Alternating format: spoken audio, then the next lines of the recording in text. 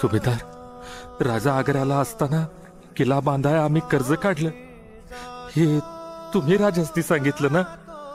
नाही बा, पर तुम्हाला सांगू का इंदलकर, आपलं मावळं साम्राज्यासाठी काय काय करत्यात ते धन्यसनी आपसुक कळतंय बघा.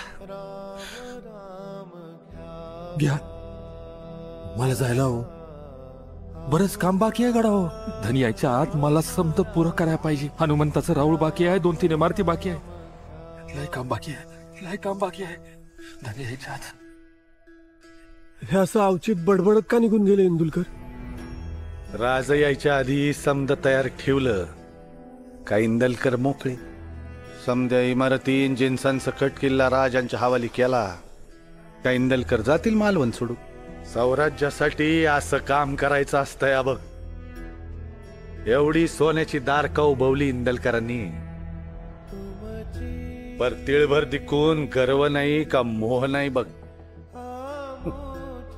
राजांनी सांगितलेली कामगिरी संपली का समज स्वराज्य देवाच्या चरणी वाहून मोकळं व्हायचं. भले इंदलकर भले.